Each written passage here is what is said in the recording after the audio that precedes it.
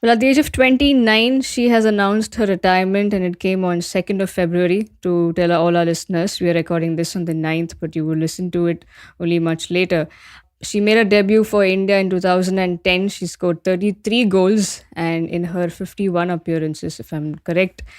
She's had a stellar career, I must say. 4 time SAF championships champion, 2 time winner of the South Asian Games, 3 time winner of the senior nationals. She's got 2 IWL titles, and she also bagged the AIFF Women Player Award in 2017. So this is definitely about, you already guessed who I'm talking about. It's Kamala Devi, the legend of for women's football, I must say.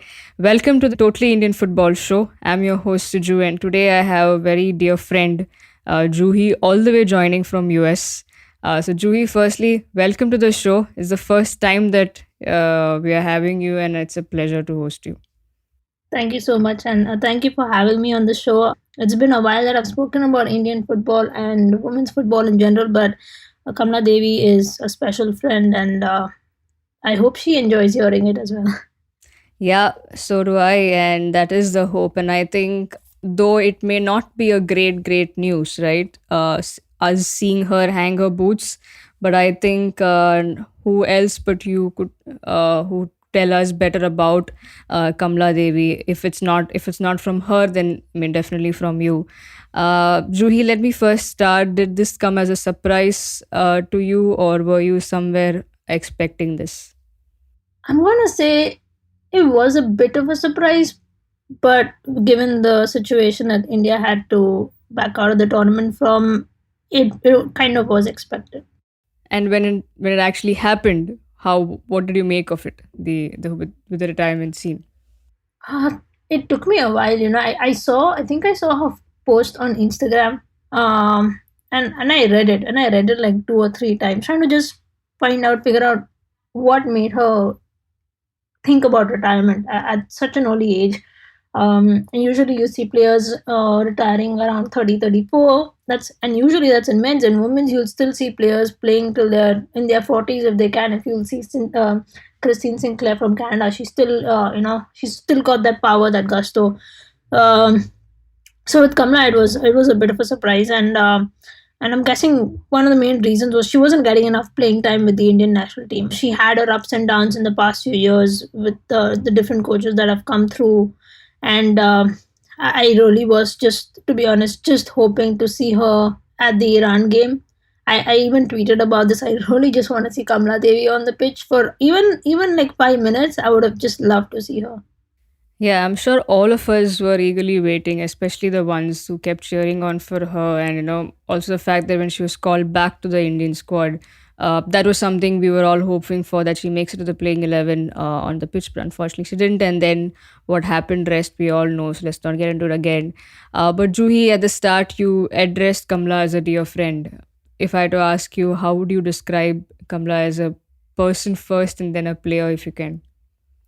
As a person, she is the most quietest, the most humble, and the most respectable friend, I could say, in football. One of the few that I know. She's never very vocal. She always treats anybody with respect, whoever you're talking to. I was lucky enough. I met her early enough where we had an interaction. I think was in 2014 when she was in Mumbai for a camp, and I was just helping out. And that interaction, I think, lasted forever. We've stayed in touch throughout. We still stay in touch, and she's just amazing. And that's my interaction with her personally. On the field, she is exceptional. We've all seen a glimpse of her at the Indian Women's League, or playing for India. We've seen telecasts of her of the SAF games when she's gone to different countries, and she's never really been too aggressive on the field, only when it comes to goals. I don't think I've seen her really mad at players or opponents unless they like really foul her, but she's respectable on and off the field, and that's what I enjoyed about her as a person, as a spectator. That's what I enjoyed seeing her play, and in general our interaction.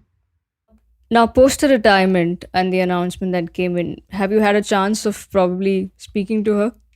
I did. I I I messaged her quickly and I was just like, so what are your plans? What are you going to do? Are you going to be back in Manipur? And she said, I have no plans right now, which is fair enough. Sometimes post retirement you just want to relax, take in the moment that you've enjoyed for the past 10 plus years that you've been giving for the country, and you've been sacrificing a lot for that.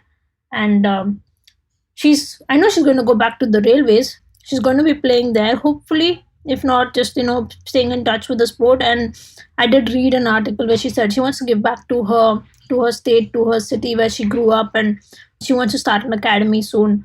So I do hope to see her in coaching. I've never seen her in that coaching role before, so it would be interesting if she goes into that line. We already have Bembem Devi, sorry, who's taken up a coaching role, so maybe she goes and walks in her footsteps. And if not, just being a part of football in any way, that's my only hope. And as long as she's happy and she's enjoying it, that's all I want to see. Now, with the interactions that you've had with her for over the period of years that you've known her, if I had to ask you, does Kamala have the football brain? Like, what goes on in her mind, whether it was through her playing career, or I'm asking in a way that, have you seen the qualities? Maybe when as a player you see in a player you see at times a coaching ability already while they are in their playing career. She's also mentioned that she would want to take up to coaching.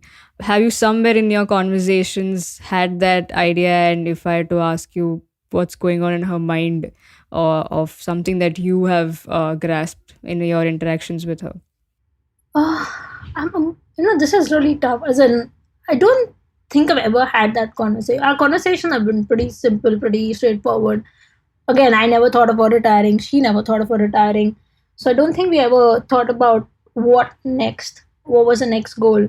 I do hope she goes into coaching. I know AIFF used to offer international players like a coaching license step up, so you could directly do a C license or a B license. This is way back. I'm not too sure what the criteria is now, but if she's able to take that up and push herself to coach, that would be amazing. Another thing that interests me is that she's at Railways. Railways has a great setup for sports, and they've had some amazing players come through their line.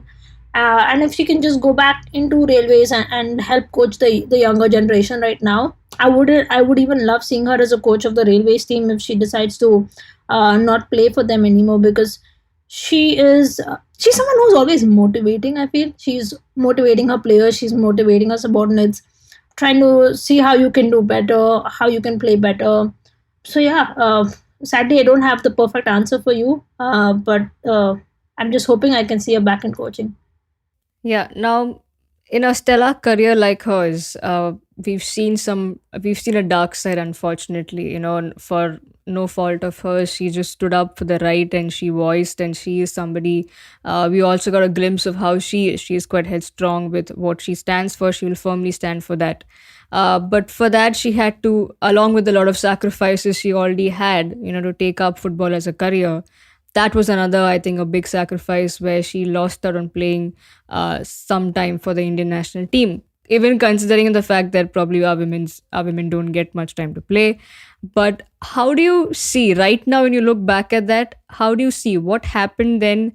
And if you had interactions with her, how was she like? She was still headstrong of not have wanting to say, or how was she emotionally, mentally going through that of not being able to be with her team again?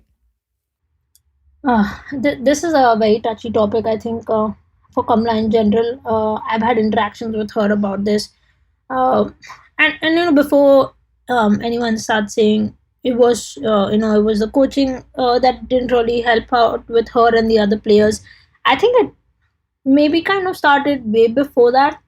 This is, I'm gonna say, in 2017, if I'm not mistaken. There was a camp in March. I think they were playing for one of the AFC qualifiers, and this is a time when Kamla had to go back home during camp, because her mom was really unwell, and go to see within a few days she lost her mom, and it was really upsetting. It was we all kind of were in touch. I was in touch, and we were just trying to help her as much as we could.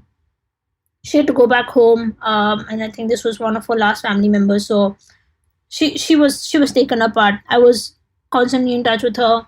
A few of my team members helped her out financially as well, so that she could do everything the right way for her mom, and she was very close to her mom. So it was devastating, and I think from then onwards, what led to was a spiral down in a way, in terms of she being a senior player on the team, not getting the respect she and six other Manipur players deserved and would have wanted.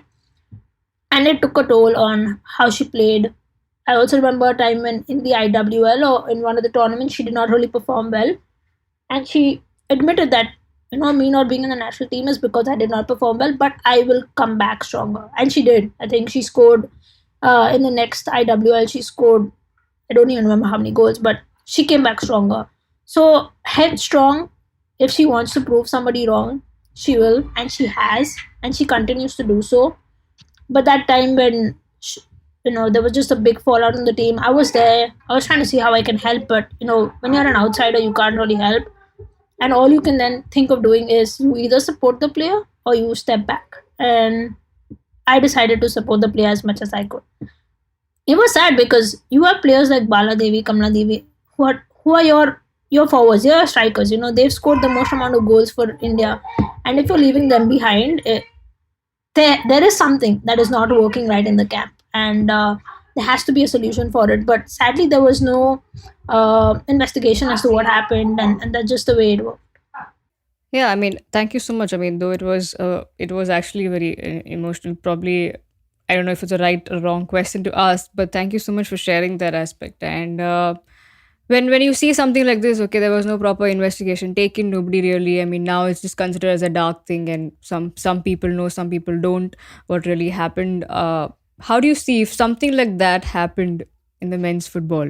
How do you think that would have panned out? I mean, I think it's a rhetorical question, but Kamala Devi's stature is still up there, right? They're your cream of Indian football. So, how do you make out of if it was a men's football team? How do you see that panning out? If it was men's football and Indian men's football, the first of all, the news articles would have been blasting. There would be speculation everywhere, and this is me going into my Indian cinematic side of things. But yeah, there'd be articles, there'd be people speaking out privately as well to newspapers, and there would hopefully have been an investigation into what the issue is, why it's not like it was one player or two players, it was seven players, so it makes a difference. And it makes a difference even more because there were seven Manipuri players, and I'm not saying that because it was Manipuri players, but Manipur had half the team was consisted of Manipur players back in those days. Now we're still seeing more diversity because we have more players coming out of different crevices of India. But if it was the men's team, we'd have an investigation. It would take a year or so to get resolved, I must say so. We're not very quick when it comes to that. I don't even think we have a particular protocol. Maybe now, back in those days, it would have taken time. But with the women's team, it was sad that not much was taken in. Not much happened. And to be honest, you're seeing this not only in Indian football. Currently in the US, the NWSL has a lot of this controversies happening as well, and the investigations are not going quickly. There are investigations that are coming up that highlighted the things that happened in the back, or like 5 6 years ago. So it's tough, but it should be done just to give some kind of clarity to the players.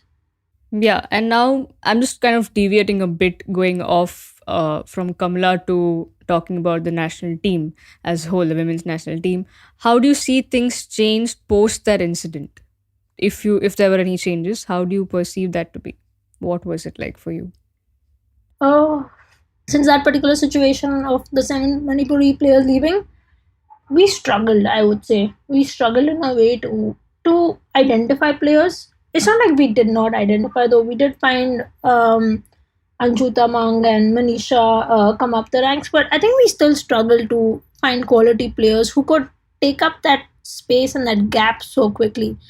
And I was amazed, to be honest, though, to seeing the current team. It was Apart from it being diverse, it was a good team to watch. Sadly, the results were not our way, but that's another story, as you mentioned. But it was good to see these players born to interact. But in those 3 years or so, we struggled to get players. The pandemic hit us. Bala Devi was playing at the Rangers. She couldn't really come back. So we missed out on a lot of key aspects of the game. We missed out on identifying some great players, and this comes to my point where I remember seeing Anju Tamang. She played for my club once upon a time. She got selected for the national team. Great. She used to play as a forward. Under Memol, suddenly you see her playing as a defender. Then again, under Dinarbi, she's gone back up to playing. I think she's a midfielder forward. So I'm just like, by now you should kind of know where your player needs to be playing, or she kind of knows where she wants to play. How do you see a player going in every direction on the field except for a goalkeeper, and then coming back to playing a position that she used to play before? So it's startling. And I think the pandemic really hit us even more when it came to selection of players. Um, but yeah, that's just the way it is, I think.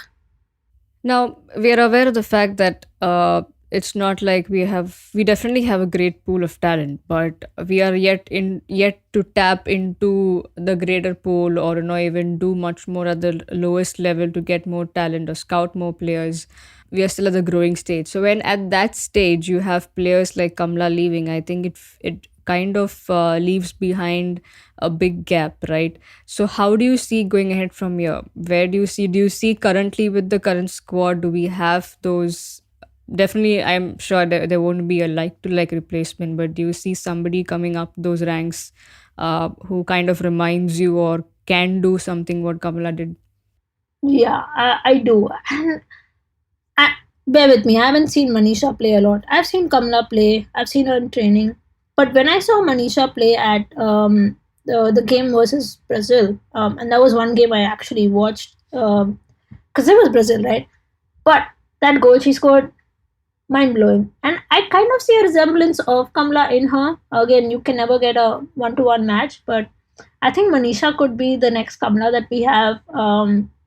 If she's fit, athletic, trained well, given the right guidance, and playing, X number of games a given year, I could see Manisha coming in. Anybody else apart from that, I don't know. This team is new. It's fresh off the boat, and it's going to take some time for someone like me who sits in the US watching games. I hate speculating. But I also do want to see more players come in the lineup, and sadly, I haven't been able to see that.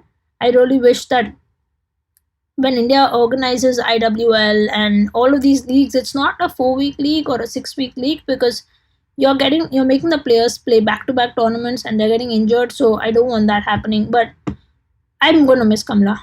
Let me get that straight. Kamla is that she kind of reminded me of me in terms of body structure, not height. In terms of game sense, I'm 10%. Kamla's 100%.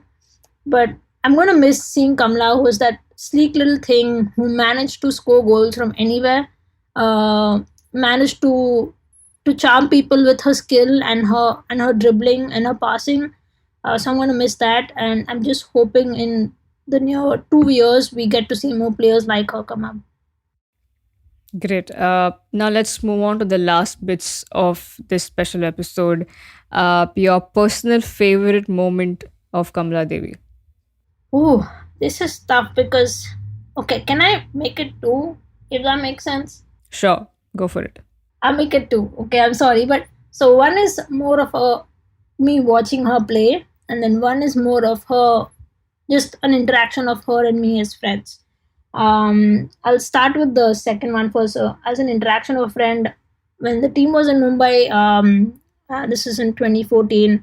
I got the entire team to come to my house, just to have some dinner. And if I'm not mistaken, distinctly it was Kamla. We were having golgappas, pani puris, whatever you want to call it, and we enjoyed ourselves. We were just having a hearty conversation. My dog was around. We were playing, we were having fun. And then I think somebody made brownies or some chocolate cake or something, and we, was giving it around. And I think it was Kamla who had it in her hand. Not that I'm saying Kamla enjoyed eating a lot of chocolate cake, but suddenly out of nowhere, I see that in my grandmother's hand, and we are all like, "What happened? Where did this come from?" And I think my grandmother kind of sweet talked Kamala into giving her that chocolate bowl. And my grandmother is a sweet tooth, and we all were just having a blast and having just laughing and laughing in the end. And Kamala's face is really innocent at that time when he saw it. She's like, "I'm sorry, I didn't mean to do it," but it was just a delightful moment, seeing her there. So yeah, it was fun. I enjoyed those days. And then my next experience would be the IWL inaugural season. I think the finals was it the inaugural season or the second season? I don't remember. It was in Delhi, the finals. And correct me if I'm wrong, Siju. Maybe you know better. I'll have to pull up the thing. I don't think I can get better than you on this, so go for it. I'm gonna say this was when, well, let's see. It was in Delhi when I watched the finals of the IWL, and I think Kamla got the award for the most number of shoes, the Golden Boot, I think, and I think the player of the tournament, if I'm not mistaken. I remember watching her in the finals, and it was spectacular. Just watching her, go for each and every ball she could, beat each and every player, and play for the team. She always was like, "I'm not gonna play for myself. I don't really care about scoring 100 goals. I'm here to play. If I get a few goals in that, why not? But I'm here for my team." And I think that's the year when she gave it for the team. She did everything for the team, and they won the tournament as well. And now that's another thing I'm going to miss about Kamala is she's always been a team player. She will be, and she'll always be there for her teammates or her friends like me. So yeah. Yeah, you were right. It was in Delhi, the one that you mentioned. So I think the first story that you went, I must tell the listeners that I have heard that before, and I'm happy that you got that back. I was smiling throughout when you mentioned that. Thank you for sharing those moments. It's definitely, I'm sure the fans or the listeners tuning into definitely have a smile on their face, and I hope Kamla remembers that incident and probably has a bowl of chocolate while listening to this. So going ahead, how do you see women's football in our country growing? Let's probably, are you still hopeful that things can get better and we can see the flourish of more Kamala Devis? Yes, definitely yes. I don't want to be negative. If we're able to keep momentum of what we've done in the past 2 years, especially being in a pandemic, and a lot of people may complain that yes, we did all of this mainly because we were hosting the AFC Women's Championship. But if we're able to keep that momentum, we will easily be able to someday be at a World Cup. I'm not gonna say 2023 out of the picture. 2027 is gonna be tough, but maybe the one after that. And this brings me to a point where I said we need to have longer leagues, not 6 to 7 weeks leagues. Um, we need to be able to identify players much better, which means scouting of players needs to be done in every little crevice of India that we can find, and we need to be able to use the experience of our past players to identify players. And I think that's a great way. Like if Kamala is going to go into coaching, why not check in with her every few months to be like, hey, do you have a player in mind that we should look into? And we've come at a time where now we have access to video clips and footages. I'm sure if Kamala felt this player is great, she'll find a way to take a video clip of her and send it to the scouts, and in the future they could call her for a camp. So it's not tough, and it's not tough for India to qualify and be at a high level tournament. But it's gonna take effort, it's gonna take time, it's gonna take the ability of a coach to identify this. My other question comes up is, will we have Denarby as a coach still, because he was mainly here for the AFC Asian Cups. That's what I feel. So we'll also have to figure out if who's the head coach, what momentum the head coach wants to take, and how our calendar for the next few years lines up with the IFF. Yeah, that's definitely a big question mark there because at the moment I think Denaby is back home and probably he'll come back, and if he still comes back, he would probably take the reins of the under 17 team. The World Cup's coming later this year. But Juhi, I cannot not ask you about your thoughts on the Asian Cup that we just hosted. China were the champions, and it was a great finale, right? In terms of how it ran up to the finals, we thought all eyes were on the Matildas. The Aussies crashed out, the Japanese crashed out, and it was a Korea versus China. We saw some other fairy tale stories, teams like Thailand doing so well, just teams going up to the World Cup, qualifying for it, uh, and it was a carnival. Unfortunately, not for Team India the way it ended up, but I think as a whole, I'm not sure at large did if even the country even knew that we were hosting this. But as somebody who follows Indian football, uh, it was not less than a carnival. So, as someone who closely follows women's football, how was it like for you? Though you were away, I'm sure this time, this moment you felt you should have been back home, right? Oh yes, and for someone like me who works in sports or used to work in sports management, I was really, kicking my whatever to have been there, to have been able to watch it. But what I tried my best to do was wake up at 6 o'clock for any of the India games. Right, those were marked on my calendar. I'd tell my sister I'll take care of the twins so I can watch games also that way. I remember getting up for the first game and listening to the national anthem being played in your country, and you're playing in your country, you get goosebumps even if it's at 6 in the morning. Had that game been a win, I think maybe, I don't know, maybe fate would have gone another way for us. There would have not been any COVID cases. But that's a whole different story. I enjoyed the AFC Championship slash qualifiers for the World Cup. We saw Philippines come up from nowhere and qualify for their first ever World Cup. We saw teams like Vietnam, Myanmar, we've played against them, we've lost to them. But when I saw that competition of them playing with each other, I'm like, India could be there and has to be there. Had India gone through playing all the three games, maybe you would have seen India there. It was tough to see Australia, be kicked out so soon, but it's also a part of the game, right? We've hyped up Australia for so much time. I think we all love Sam Kerr and what she does on the field, but it's also time for us to identify players from South Korea, China, who we usually don't get to see apart from them playing for the national team because we don't really know where they're playing, except for a few players here and there. So it was a great competition. I enjoyed watching the highlights of the finals again. I thought it was at 6 o'clock, and I woke up at 6, but it was at 3 o'clock my time, and I was devastated.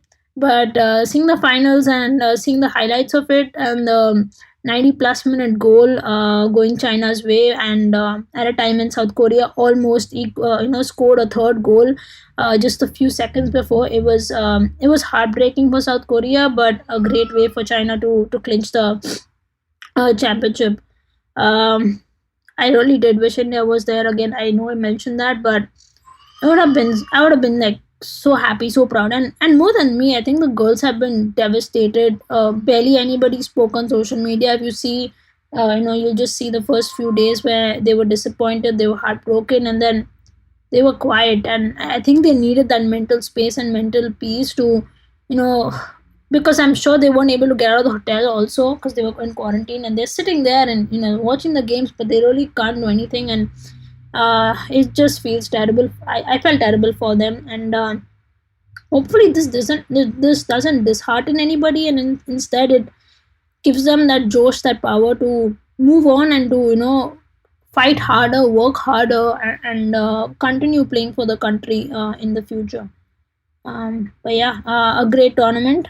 It was a short-lived tournament also, and I'm gonna say this because sadly in AFC Women's Championship also equalizes as a qualifiers for the World Cup. I would love to see these two tournaments separate, and this way teams are getting more chances to play matches, and we have a higher chance of qualification.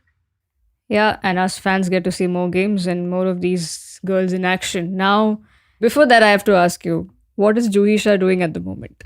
Though it's not, I mean, I'm sure, I don't know if Kamala has asked you what you're up to, but if she, even if she probably would want to know what She she's always doing. does. She always does ask me. She's like, "What are you doing? How are you? Where are you?" And that's kind of us small conversation that we have, right? We're like, "How are you doing? Are you well? Let me know if I can help you in any way." And when she retired, I was like, "Let me know if I can help you in any way." I would love to help a budding friend, a former legend. I think she comes second to Bam Bam Devi. But I would love to help anybody in terms of doing better in sports. When it comes to women's football, I'm always there. So yeah, sadly, I'm not in the sports industry currently. I would have loved to go back, but I was hit at a time when the pandemic struck us. And so basically, I couldn't go back into sports for a while. So I'm a project manager in the tech industry right now, but I'm trying to stay connected to sports as much as I can. Being in the US, it's a little tough because of time difference and following games, but that's me. Yes. But yeah, and I think I remember on a talk show with you, Siju, on a podcast, I said if any girl ever wants to have a mentor in the sports industry when it comes to sports management, I'm here. And if I'm not the right person, I'll try and connect you with somebody. So hit me up on Instagram.